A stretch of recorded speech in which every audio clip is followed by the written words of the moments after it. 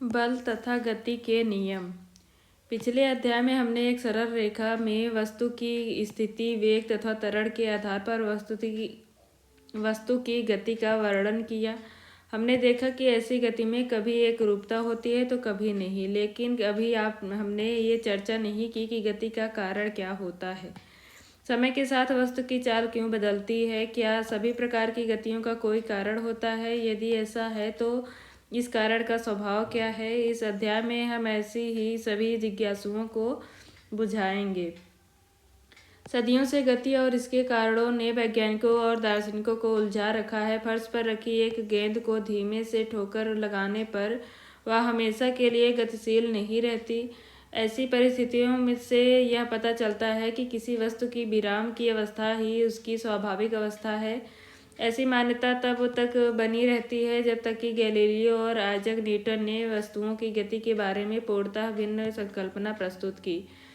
अपने प्रतिदिन के जीवन में हम देखते हैं कि एक वस्तु स्थिर वस्तु को गति देने के लिए गतिशील वस्तु को रोकने के लिए हमें कुछ प्रयास करना पड़ता है। सामान्य भाषा में इसके लिए हमें शारीरिक प्रयास करना पड़ता है तथा हम कहते हैं कि किसी वस्तु को गति की अवस्था में लाने के लिए हमें उसे खींचना, धकेलना या ठोकर लगाना पड़ता है। खींचने, धकेलने या ठोकर लगाने की इसी प्रक्रिया पर बल की अवधारणा आधारित है। अब हम बल के विषय में विचार करते हैं। यह क्या है? वास्तव में बल को न तो किसी ने देखा है, न चखा है और न ही महसूस किया है। हालांकि बल का प्रभाव हम प्रायः देखते या महसूस करते हैं। किसी वस्तु पर बल लगाने पर क्या होता है, यह जानकर हम बल की व्याख्या कर सकते हैं। वस्तु को खींचना, धकेलना या ठोकर लगाना, ये सभी क्रियाएं वस्तु को गति देने की युक्तियां हैं। हमारे द्वारा किसी तरह का बल लगाने पर ही उनमें गति होती है। पिछली कक्षाओं में अर्जित ज्ञान के आधार पर आप इस बात से परिचित हैं कि किसी वस्तु में वेग का परिमाण बदलने के लिए या उसकी गति की दिशा बदलने के लिए बल का प्रयोग होता है। आप यह भी जानते हैं कि किसी बल के प्रयोग द्वारा वस्तु का आकार या आकृति भी बदली जा सकती है। संतुलित और असंतुलित बल अर्थात बैलेंस्ड एंड अनबैलेंस्ड फोर्स। चित्र 9.1 में लकड़ी का एक पिंड चित्र 9.3 में लकड़ी का एक पिंड एक समतल मेज पर रखा है। चित्र में दर्शाए अनुसार दो धागे एक्स और वाई पिंड के विपरीत सिरों से जुड़े हैं। अगर हम किसी बल द्वारा धागे को खींचते हैं तो पिंड दाहिनी ओर खिसकना शुरू करता है। उसी प्रकार अगर हम धागे वाई को खींचते हैं तो पिंड बाईं ओर खिसकना शुरू करता है। लेकिन अगर पिंड को दोनों ओर से समान बल द्वारा खींचा जाता है तो ऐसी दशा में पिंड गति करता है।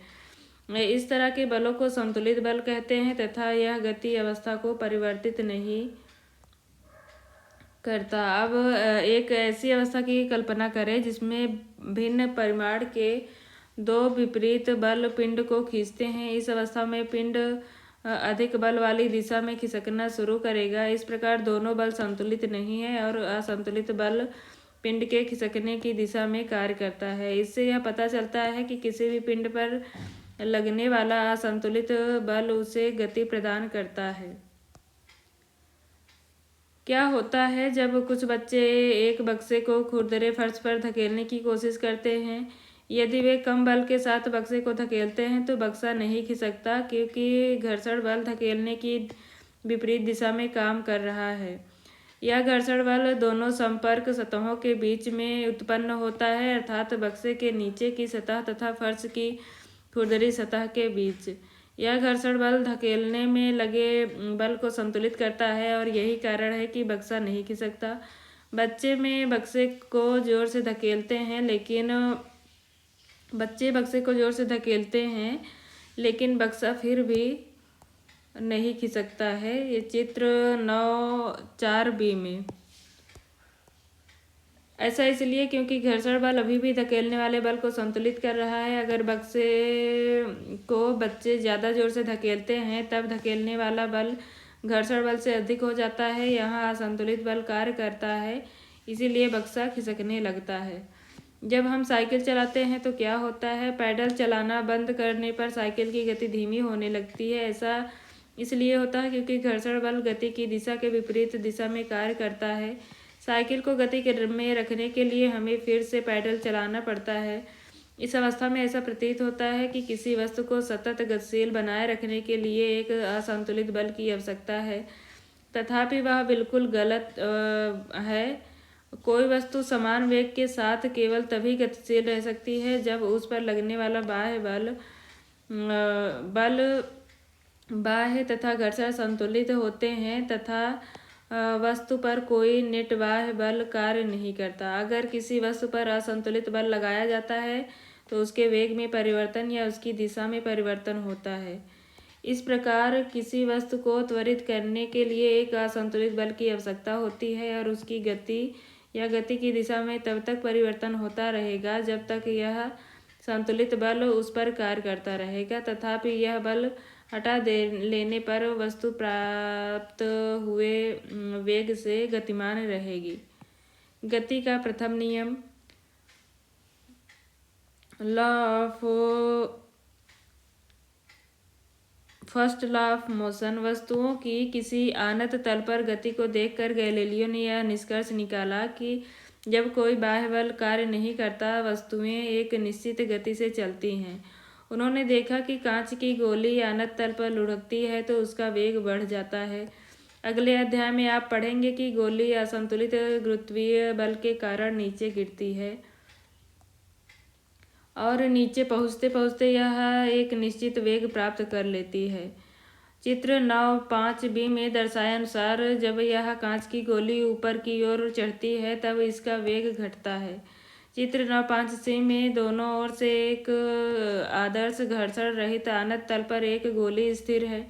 गैलीलियो ने तर्क दिया कि जब गोली को बाईं ओर से छोड़ा जाता है तब यह ढाल पर नीचे की ओर लुढ़केगी तथा दाईं ओर के आनत तल पर उतनी ही ऊंचाई तक जाएगी जितनी ऊंचाई से उसे छोड़ा गया था। यदि दोनों ओर के तलों के झुकाव समान हैं तो गोली उतनी ही दूरी चढ़ेगी जितनी दूरी पर यह लुढ़की थी। अगर दाईं ओर के आनत तल के कोण को धीरे धीरे कम किया जाए तो गोली को मूल ऊंचाई प्राप्त करने के लिए अधिक दूरी तय करनी होगी।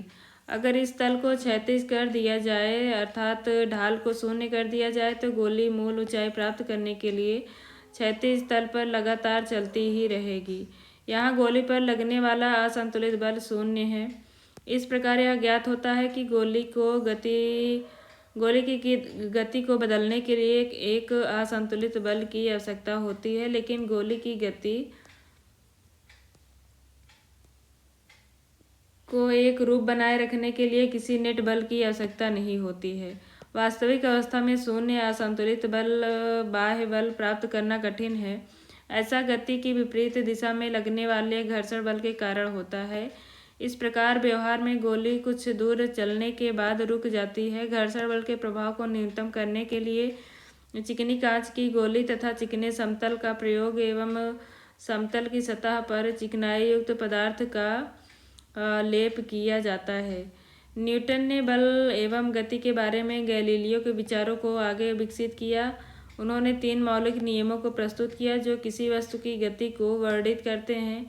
इन नियमों को न्यूटन के गति के नियमों के नाम से जाना जाता है। गति का प्रथम नियम इस प्रकार है। प्रत्येक वस्तु अपनी स्थिर अवस्था या सरल रेखा में एक समान गति की अवस्था में बनी रहती है जब तक कि उस पर कोई बाहरी बल कार्यरत ना हो। दूसरे शब्दों में सभी वस्तुएं अपनी गति की अवस्था में परिवर्तन का विरोध करती हैं। गुणात्मक रूप में किसी वस्तु की विरामावस्था में रहने या समान वेग से गतिशील रहने की प्रवृत्ति को जड़त्व कहते हैं। जड़त्व अर्थात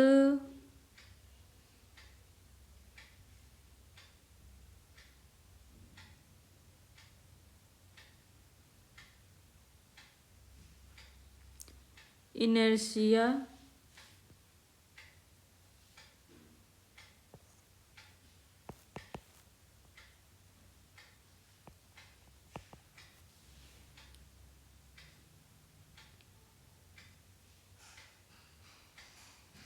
यही कारण है कि गति के पहले नियम को जड़त्व का नियम कहते हैं।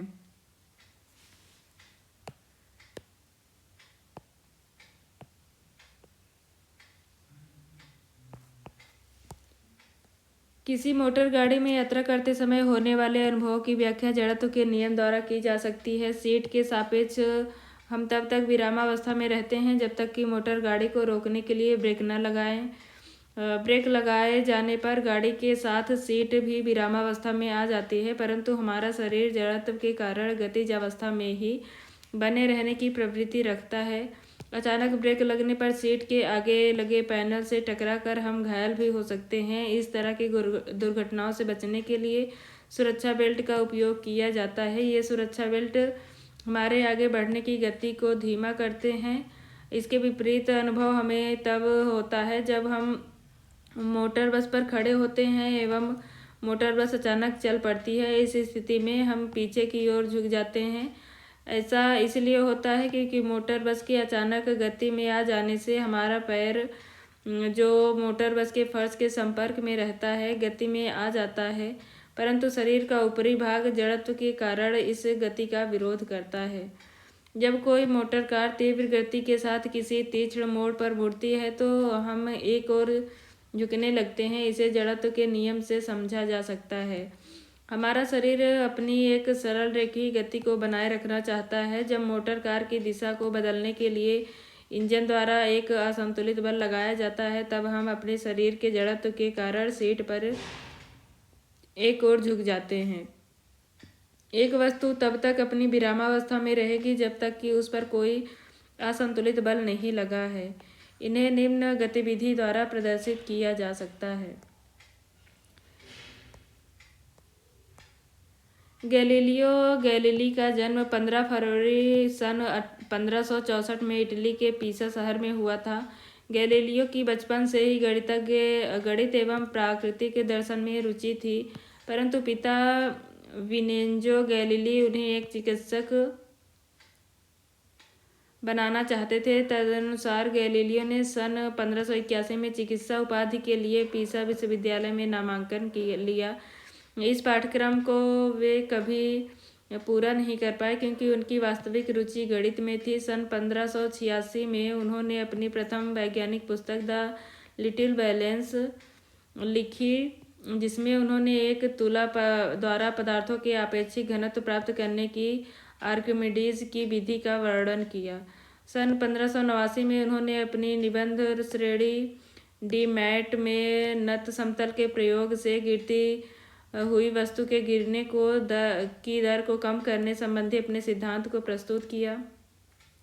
सन 1592 में उन्हें वेनिस गणराज्य के पाडुआ विश्वविद्यालय में गणित के प्रोफेसर पद पर नियुक्त किया गया। यहाँ भी उन्होंने लगातार गतिज सिद्धांतों पर प्रेक्षण किया। उन्होंने नत समतल तथा लोलक संबंधी अपने अध्ययन द्वारा नियत त्वरण से गतिशील वस्तुओं से संबंधित परिष्कृत नियम प्रतिपादित किया। गैलीलियो एक कुशल शिल्पकार भी थे। उन्होंने विभिन्न प्रकार के दूरदर्शियों की श्रेणी विकसित की जिनकी प्रकाशिक दक्षता उस समय उपलब्ध दूरदर्शियों से काफ़ी उत्तम थी। सन 1640 के आसपास उन्होंने प्रथम लोलक घड़ी की संरचना की। उनके खगोलीय आविष्कारों की एक पुस्तक स्टारी मैसेंजर में गैलीलियो ने चंद्रमा पर पहाड़ों, छोटे छोटे सितारों से मिलकर बनी आकाशगंगा तथा बृहस्पति ग्रह के परितः 4 छोटे पिंडों को घूमते हुए देखने का दावा किया। उन्होंने अपनी पुस्तक डिस्कोर्स ऑन फ्लोटिंग बॉडीज तथा letters on the sunspot में सूर्य पर स्थित धब्बों के संदर्भ में अपने प्रेक्षणों का रहस्योद्घाटन किया। अपने स्वयं के द्वारा निर्मित दूरदर्शियों के प्रयोग द्वारा शनि तथा शुक्र ग्रह का निरीक्षण से गैलीलियो ने यह तर्क दिया कि सभी ग्रह सूर्य के परितः ही कक्षीय गति करते हैं, न कि पृथ्वी के परितः। यह विचार उस समय प्रचलित विचारधारा के विपरीत था। क्रियाकलाप 9.1 चित्र 9.6 में दर्शाए अनुसार एक ही तरह की कैरम की गोटियों को एक के ऊपर एक रख कर ढेरी बनाएं। एक अन्य गोटी को अपनी अंगुलियों से तीव्रता से क्षैतिज झटका देकर ढेरी की सबसे नीचे वाली गोटी पर टकराएं। यदि आप गोटी को पर्याप्त गति से टकराते हैं तो आप देखेंगे कि केवल नीचे वाली गोटी ही शीघ्रता से ढेरी से बाहर आती है। नीचे वाली गोटी के बाहर आ जाने के बाद शेष गोटियां अपने जड़त्व के कारण लंबवत दिशा में एक ही ओर गिर जाती हैं। क्रियाकलाप 9.2 कांच की एक खाली गिलास के ऊपर एक कड़े ताश का पत्ता रखें। चित्र 9.7 में दर्शाए अनुसार पत्ते के ऊपर 5 रुपए का एक सिक्का रखें। पत्ते को अंगुलियों से तीव्र क्षैतिज झटका दें। आप पाएंगे कि पत्ता आगे खिसक जाता है तथा सिक्का अपने जड़त्व के कारण नीचे की ओर गिलास में गिर जाता है। ऐसा इसलिए होता है क्योंकि पत्ते के हटने के बाद भी सिक्का अपनी विरामावस्था को बनाए रखना चाहता है।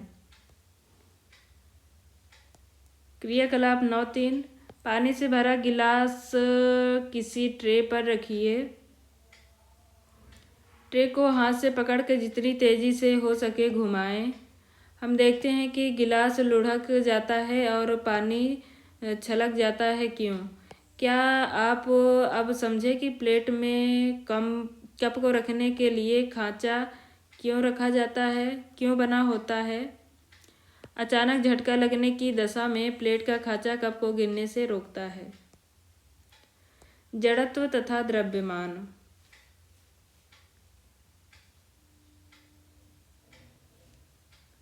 Inertia and mass. अभी तक दिए गए सभी उदाहरणों और गतिविधियों से ज्ञात होता है कि प्रत्येक वस्तु अपनी गति की अवस्था में परिवर्तन का विरोध करती है। चाहे वह विरामावस्था में हो या गतिशील, वह अपनी मूल अवस्था को बनाए रखना चाहती है।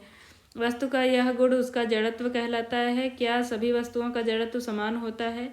हम जानते हैं कि पुस्तकों से भरे बक्से को धक्का देने की अपेक्षा खाली बक्से को धक्का देना आसान होता है। उसी प्रकार हम एक फुटबॉल को किक लगाते हैं तो वह दूर चली जाती है, जबकि अगर हम उतने ही बल से किसी उतने ही बड़े पत्थर पर किक लगाएं तो हो सकता है कि वह खिसके भी नहीं। हो सकता है कि ऐसा करते समय हमें ही चोट लग जाए। क्रियाकलाप 9.2 में हम 5 रुपए के सिक्के के स्थान पर यदि कम द्रव्यमान के सिक्के का प्रयोग करते हैं तो हम पाते हैं कि उसी क्रिया को करने में हमें कम बल की आवश्यकता होती है। एक ठेला गाड़ी को चलाने के लिए जितने बल की आवश्यकता होती है उतना बल यदि किसी रेलगाड़ी पर लगाया जाए तो उसकी गति में ना के बराबर परिवर्तन होगा, क्योंकि ठेला गाड़ी की तुलना में रेलगाड़ी अपनी गति में कम परिवर्तन चाहती है। इस प्रकार हम कह सकते हैं कि रेलगाड़ी का जड़त्व ठेला गाड़ी से अधिक है। इससे स्पष्ट है कि भारी वस्तुओं का जड़त्व अधिक होता है। मात्रात्मक रूप से किसी वस्तु का जड़त्व उसके द्रव्यमान से मापा जाता है। अतः हम जड़त्व और द्रव्यमान को निम्न रूप में परिभाषित कर सकते हैं।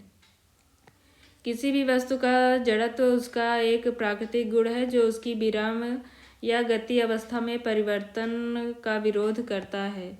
इस प्रकार किसी वस्तु का द्रव्यमान उसके जड़त्व की माप है। गति का द्वितीय नियम। गति का प्रथम नियम यह बताता है कि जब कोई असंतुलित बाह्य बल किसी वस्तु पर कार्य करता है तो उसके वेग में परिवर्तन होता है, अर्थात वस्तु त्वरण प्राप्त करती है।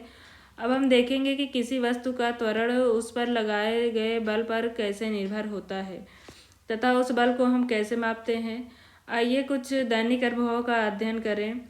टेबल टेनिस खेलने के दौरान यदि गेंद किसी खिलाड़ी के शरीर से टकराती है तो वह घायल नहीं होता। गति से आती हुई क्रिकेट की गेंद किसी दर्शक को लगने के बाद उसे घायल कर सकती है। सड़क के किनारे खड़े किसी ट्रक से कोई दुर्घटना नहीं होती, परंतु 5 मीटर प्रति सेकंड की जैसी कम गति से चलते हुए ट्रक से टक्कर रास्ते में खड़े किसी व्यक्ति की मृत्यु का कारण बन सकती है। एक छोटे द्रव्यमान की वस्तु जैसे गोली को अगर बंदूक से तीव्र वेग से छोड़ा जाए तो वह भी किसी व्यक्ति की मृत्यु का कारण बन सकती है। इससे पता चलता है कि वस्तु के द्वारा उत्पन्न प्रभाव वस्तु के द्रव्यमान एवं वेग पर निर्भर करता है। इसी प्रकार यदि किसी वस्तु को त्वरित किया जाता है तो अधिक वेग प्राप्त करने के लिए अधिक बल की आवश्यकता होती है। दूसरे शब्दों में हम कह सकते हैं कि वस्तु के द्रव्यमान एवं वेग से संबंधित एक महत्वपूर्ण राशि होती है संवेग नामक इस राशि को न्यूटन ने प्रस्तुत किया था। किसी वस्तु का संवेग p उसके द्रव्यमान एवं वेग v के गुणनफल से परिभाषित किया जाता है। संवेग बराबर p बराबर mv।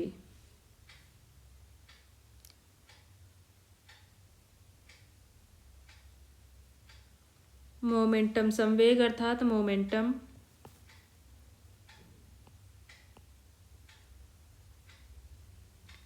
संवेग में परिमाण और दिशा दोनों होते हैं। इसकी दिशा वही होती है जो वेग की होती है। संवेग का एसआई मात्रक किलोग्राम मीटर प्रति सेकेंड होता है। चूंकि किसी असंतुलित बल के प्रयोग से उस वस्तु के वेग में परिवर्तन होता है, इसलिए कहा जा सकता है कि बल ही संवेग को भी परिवर्तित करता है। एक ऐसी अवस्था के बारे में विचार करें जिसमें खराब बैटरी वाली एक कार को सीधी सड़क पर 1 मीटर प्रति सेकेंड की गति प्रदान करने के लिए धक्का दिया जाता है, जो कि उसके इंजन को स्टार्ट करने के लिए पर्याप्त है। यदि एक या दो व्यक्ति इसे अचानक धक्का देते हैं तो यह स्टार्ट नहीं होती, लेकिन कुछ समय तक लगातार धक्का देने से कार उस गति पर आ जाती है। इससे स्पष्ट होता है कि कार के संवेग में परिवर्तन केवल बल के परिमाण से नहीं बल्कि उस समय से है जितने समय तक उस पर बल लगाया जाता है। इससे यह भी निष्कर्ष निकाला जा सकता है कि वस्तु के संवेग में परिवर्तन लाने में लगने वाला बल उसकी उस समय दर पर निर्भर करता है जिसमें कि संवेग में परिवर्तन होता है। गति का द्वितीय नियम यह बताता है कि किसी वस्तु के संवेग में परिवर्तन की दर उस पर लगने वाले असंतुलित बल की दिशा में बल के समानुपातिक होता है। गति के द्वितीय नियम की गणितीय गणना।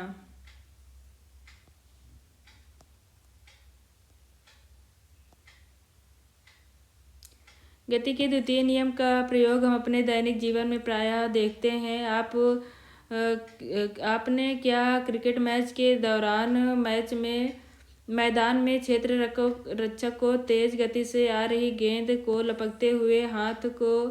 लपकते समय हाथ को पीछे की ओर खींचते देखा है? इस प्रकार से क्षेत्र रक्षक गेंद के वेग को शून्य करने में अधिक समय लगाता है।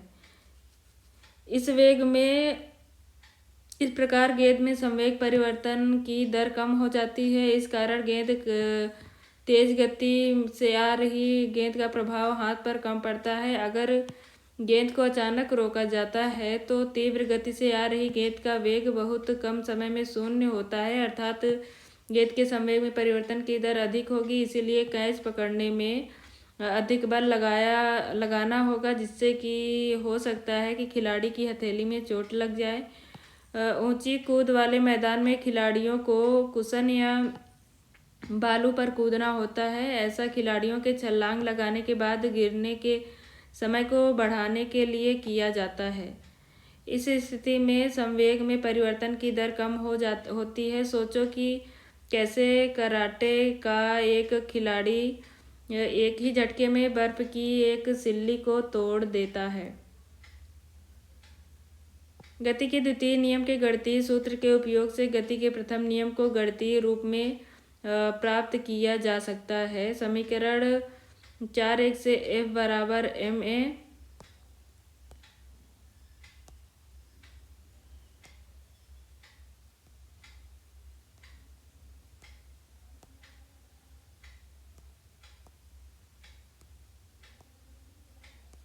गति का तृतीय नियम। पहले दोनों गति के नियमों से हमें ज्ञात होता है कि कोई प्रयुक्त बल वस्तु की गति की अवस्था में परिवर्तन लाता है तथा इनमें हमें बल को मापने की विधि भी प्राप्त होती है।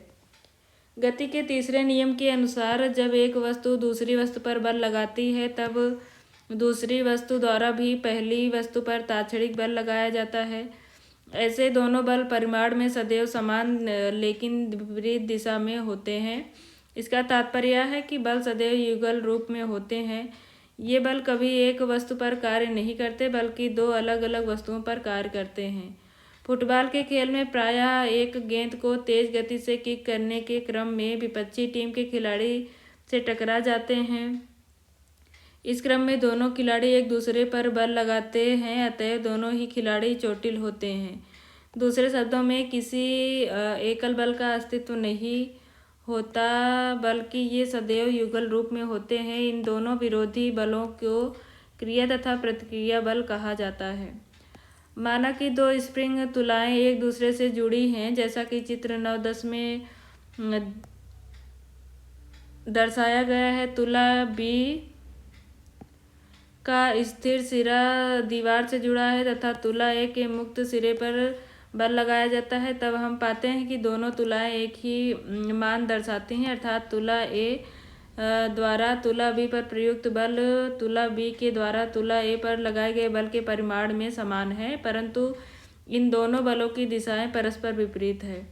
तुला ए के द्वारा तुला बी पर लगाया गया बल क्रिया है, जबकि तुला बी द्वारा तुला ए पर लगाया गया बल प्रतिक्रिया है, एक्शन तथा रिएक्शन है। अतः गति के तृतीय नियम को इस प्रकार भी व्यक्त किया जाता है, किसी भी क्रिया के लिए ठीक उसके समान किंतु विपरीत दिशा में प्रतिक्रिया होती है। यद्यपि यह अवश्य याद रखना चाहिए कि क्रिया और प्रतिक्रिया बल सदैव दो अलग अलग वस्तुओं पर कार्य करते हैं। माना कि आप विश्राम की अवस्था में हैं और सड़क पर चलना प्रारंभ करते हैं। द्वितीय नियम के अनुसार इसके लिए एक बल की आवश्यकता होती है जो आपके शरीर में त्वरण उत्पन्न करता है। यह कौन सा बल है? क्या यह पेशीय बल है जो आप सड़क पर लगाते हैं? क्या यह बल हम उसी दिशा में लगाते हैं जिस दिशा में हम आगे बढ़ते हैं? नहीं, हम नीचे पृथ्वी की सतह को अपने पैरों से पीछे धकेलते हैं। सड़क भी आपके पैर पर उतना ही प्रतिक्रिया बल विपरीत दिशा में लगाती है, जिसके प्रभाव से आप आगे बढ़ते हैं। यह जानना आवश्यक है कि यद्यपि क्रिया और प्रतिक्रिया बल मान में हमेशा समान होते हैं, फिर भी ये बल एक समान परिमाण के त्वरण उत्पन्न नहीं कर सकते। ऐसा इसलिए क्योंकि प्रत्येक बल अलग अलग द्रव्यमान की वस्तुओं पर कार्य करते हैं। बंदूक से गोली छोड़ने की अवस्था में बंदूक द्वारा गोली पर आगे की ओर एक बल निरूपित करता है। गोली भी बंदूक पर एक समान परंतु विपरीत दिशा में प्रतिक्रिया बल लगाती है। इससे बंदूक पीछे की ओर प्रतिक्षेपित होती है। चूंकि बंदूक का द्रव्यमान गोली के द्रव्यमान से बहुत अधिक होता है, इसलिए बंदूक का त्वरण गोली के त्वरण से काफ़ी कम होता है।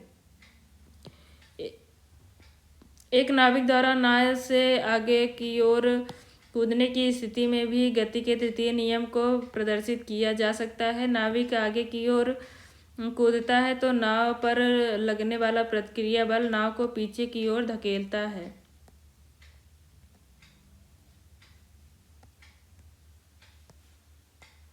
क्रियाकलाप 9.4 दो बच्चों को पहिए वाली गाड़ी पर खड़ा होने को कहें, जैसा कि चित्र 9.13 में दर्शाया गया है। उन्हें बालू से भरा थैला या कोई भारी वस्तु दें। अब उन्हें थैले को लपकते हुए खेलने को कहें।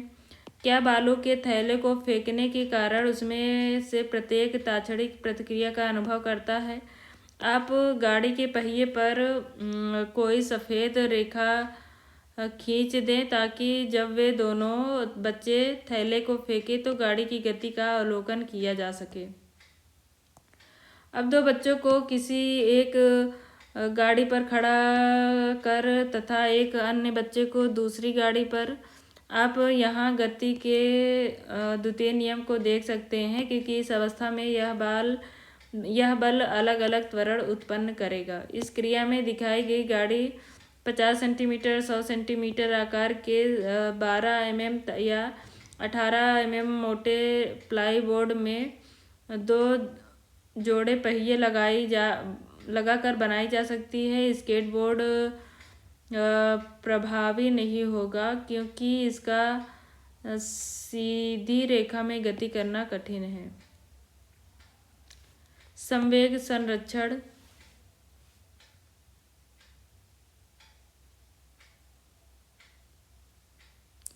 Conservation of momentum. माना कि दो वस्तुएं गेंद ए एवं बी, जिसका द्रव्यमान क्रमशः एम ए तथा एम बी है, एक ही सरल रेखीय दिशा में अलग अलग वेग क्रमशः यू ए तथा यू बी से गति कर रही हैं। तथा उन पर कोई अन्य असंतुलित बल कार्यरत नहीं है। माना u A greater than B और दोनों गेंदें एक दूसरे से टकराती हैं, जैसा कि चित्र 9-14 बी में दर्शाया गया है। माना कि टक्कर का समय टी है। इस प्रकार गेंद में ए तथा गेंद बी पर गेंद बी पर एफ ए बी बल लगाती है तथा गेंद बी गेंद ए पर एफ बी ए बल लगाती है। माना कि टकराने के बाद गेंद ए और गेंद बी का वेग क्रमशः v और vb है। समीकरण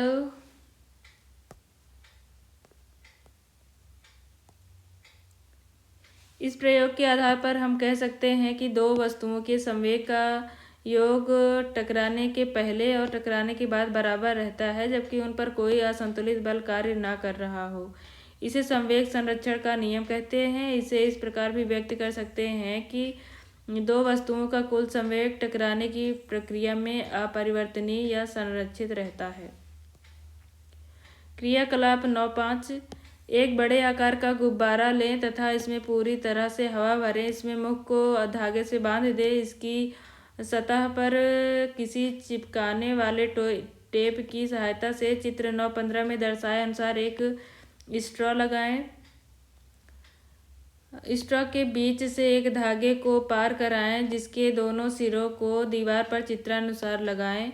गुब्बारे के मुख पर बांधे धागे को खोल दें। अब गुब्बारे से भरी हवा उसके मुख से बाहर की ओर निकलने लगेगी। स्ट्रॉ की गति की दिशा का अवलोकन करें।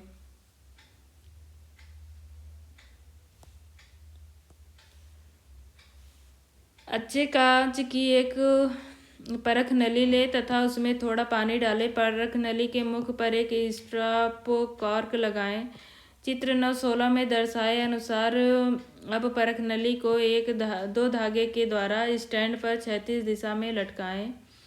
बर्नर की सहायता से परख नली को तब तक गर्म करें जब तक कि परख नली का पानी वाष्पित न हो जाए तथा कॉर्क बाहर न आ जाए। हम पाते हैं कि परख नली कॉर्क की गति की विपरीत दिशा में प्रक्षेपित होता है। कॉर्क तथा प्रक्षेपित परख नली के वेगों में अंतर का भी अवलोकन करें।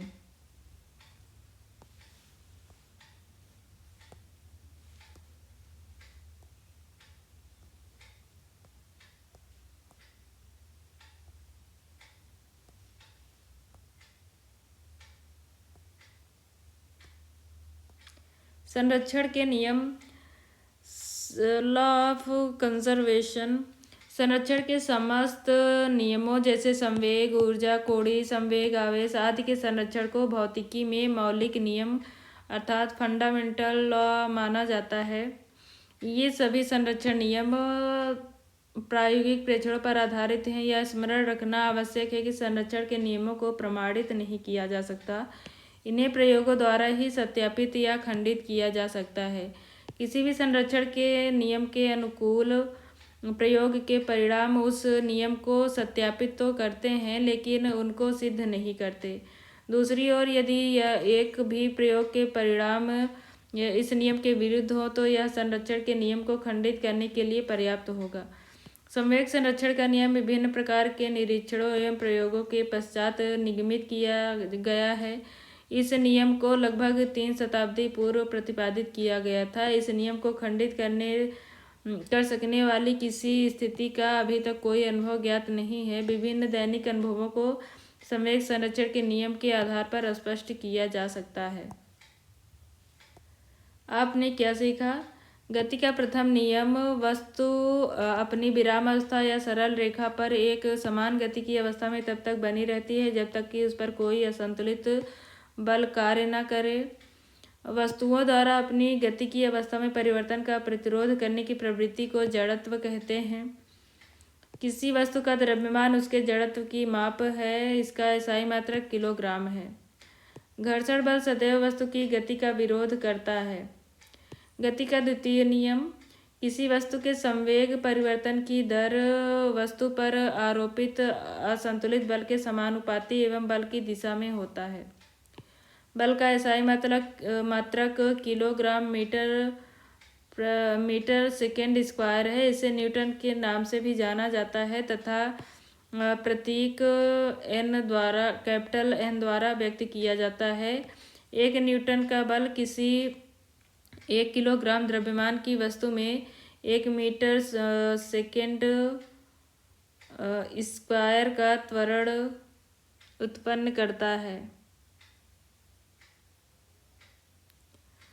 वस्तु का संवेग उसके द्रव्यमान एवं वेग का गुणनफल है। इसकी दिशा वही होती है जो वस्तु के वेग की होती है। इसका एसआई मात्रक किलोमीटर सेकेंड है प्रति सेकेंड होता है।